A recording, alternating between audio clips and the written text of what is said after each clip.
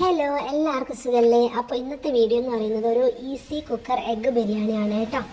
അപ്പോൾ ഞാൻ ആദ്യം തന്നെ സവാളയൊക്കെ വഴറ്റി വെച്ചായിരുന്നു. അതിനുശേഷം മുട്ടയും പുഴുങ്ങി വെച്ചിട്ടുണ്ടായിരുന്നു. ഇന്നത്തെ ബിരിയാണി എന്ന് പറയുന്നത് ഒരു 5 പേർക്ക് കഴിക്കാൻ പറ്റുന്ന ഒരു ബിരിയാണിയാണ്. അപ്പോൾ ആദ്യമായിട്ട് തന്നെ ഞാൻ അതിലേക്ക് അരി കഴുകാനായി എടുത്തു. അപ്പോൾ ഈ കാണുന്ന ഗ്ലാസ്സിലേക്ക് 2.5 ഗ്ലാസ് അരിയാണ് എടുത്തത്. അപ്പോൾ ഇതിലൊക്കെ ഇവിടുത്തെ വയലിൽ തന്നെ കൃഷി ചെയ്തെടുത്ത അരിയാണ്. അപ്പോൾ അതിൽ കുറേ ഉമിയൊക്കെ ഉണ്ടായിരുന്നു, കല്ലൊക്കെ ഉണ്ടായിരുന്നു. അപ്പോൾ അതൊക്കെ നല്ല വൃത്തിക്ക് കഴുകി അരിയൊക്കെ അരിച്ചെടുത്തു. അതിനുശേഷം കുറച്ച് അണ്ടിപ്പരിപ്പ് കൂടി എടുത്ത് വഴറ്റി വെച്ചായിരുന്നു. പിന്നെ കുറച്ച് നെയ്യ് ഒഴിച്ച് അതിലേക്കൊരു 2 ചെറിയ സവാളയാണ് കേട്ടോ. അങ്ങനെ 2 സവാള ഇട്ട് നല്ല വൃത്തിക്ക് നല്ല വഴറ്റിയെടുത്തു. പിന്നെ ഒരു പച്ചമുളക് കൂടി ചേർത്തായിരുന്നു. അപ്പം അധികം എരിവുണ്ടല്ലോ എന്ന് കരുതി ഞാൻ ഇട്ടത്. അപ്പോൾ നോക്കുമ്പോൾ ഈ ഇവിടെ തന്നെ ഉണ്ടായ ഒരു പച്ചമുളകിൽ നിന്ന് പറിച്ചതാണ്. പച്ചമുളക് ഇവിടെ നിന്ന് തന്നെ പറിച്ചതാണ്. അപ്പോൾ നോക്കുമ്പോൾ അതിന് എരിവില്ലായിരുന്നു കേട്ടോ. അങ്ങനെ ആ പച്ചമുളക് മുറിച്ചിട്ടു. നല്ല കുറച്ചൊന്ന് വാടി വന്നതിന് ശേഷം അതിലേക്ക് തൊലി കളഞ്ഞ തക്കാളി ഇട്ടു. അത് നല്ല വെന്ത് വരുന്നവരെ ജസ്റ്റ് ഒന്ന് വെയിറ്റ് ചെയ്തു. കുറച്ച് ഇളക്കി ഒന്ന് അടച്ചു വെച്ചായിരുന്നു കേട്ടോ.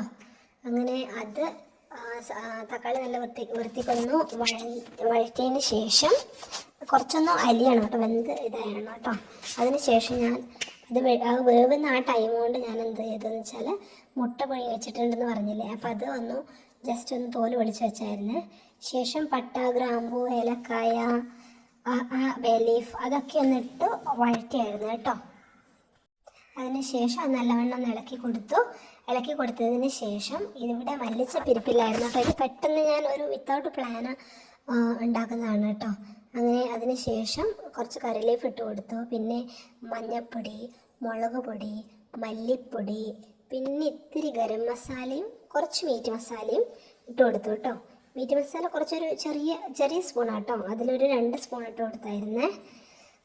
അങ്ങനെ അതൊക്കെ ഇട്ട് അപ്പോൾ തന്നെ നല്ലൊരു കളറ് വന്നു കേട്ടോ. അങ്ങനെ അതൊക്കെ ഇട്ടു. പിന്നെ വഴറ്റി വെച്ച അണ്ടിപ്പരിപ്പും പിന്നെ സവാള ആദ്യം ഒന്ന് വഴറ്റി വെച്ചില്ലായിരുന്നു, അതുകൂടി ഇട്ട് ജസ്റ്റ് ഒന്ന് ഇളക്കി കൊടുത്തു.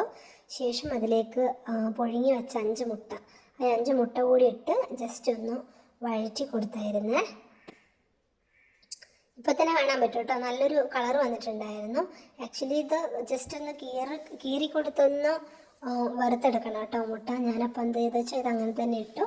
ശേഷം ഞാൻ കഴുകി കല്ലൊക്കെ കളഞ്ഞ് വെച്ചതാട്ടോ.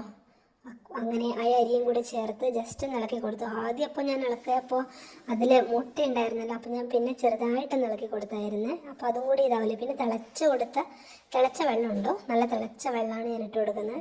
അതിലേക്ക് ഒഴിച്ച് കൊടുത്തു തിളച്ച വെള്ളം. കാരണം എന്ന് വെച്ചാൽ പിന്നെ ഇത് ചൂടാവണ്ടല്ലോ, ഇത് ഓൾറെഡി തിളച്ചതായതുകൊണ്ട് പെട്ടെന്ന് തന്നെ വിസിൽ വന്നായിരുന്നു കേട്ടോ.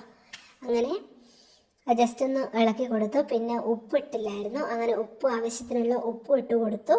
ജസ്റ്റ് ഒന്നുകൂടി ഇളക്കി കേട്ടോ ഉപ്പിട്ടതിന് ശേഷം. അതിനുശേഷം ഞാൻ അടച്ചു വെച്ചു. അങ്ങനെ ഒരു 2 വിസിൽ വരുന്നവരെ ഞാനൊന്ന് വെയിറ്റ് ചെയ്തു കേട്ടോ. അങ്ങനെ നല്ല സിമ്പിളായിട്ടുള്ള ഈസി